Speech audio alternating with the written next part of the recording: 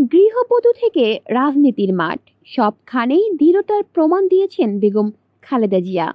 রাজনৈতিক ক্যারিয়ারে নানা উত্থান পতনের মধ্যে দিয়ে হয়ে উঠেছেন গণতন্ত্রের আপসহীন কণ্ঠস্বর। দীর্ঘ 4 দশকের বেশি সময় ধরে বাংলাদেশ জাতীয়তাবাদী দলের হাল ধরে আছেন তিনি। বাংলাদেশের রাজনীতির ইতিহাসে এক উজ্জ্বল নাম বেগম খালেদা জিয়া, যিনি শুধু একজন সাবেক প্রধানমন্ত্রী নন, গণতন্ত্র পুনরুদ্ধারের আন্দোলন, রাজনৈতিক সংগ্রাম ও আপসহীন নেতৃত্ব তাকে নিয়ে গেছে এক অনন্য উচ্চতায়।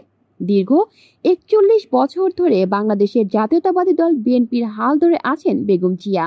গৃহবধূ থেকে রাজনীতির মাঠ, দলকে আগলে রেখে প্রমাণ দিয়েছেন তার দৃঢ়তার।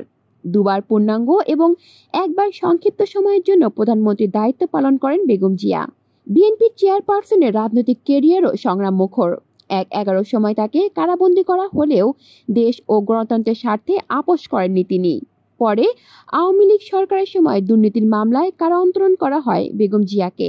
দলটির নেতারা বলে থাকেন, দেশ ও রাজনীতি ছাড়তে হবে। কারামুক্তির এ শর্ত দিলেও আপোস করেননি তিনি।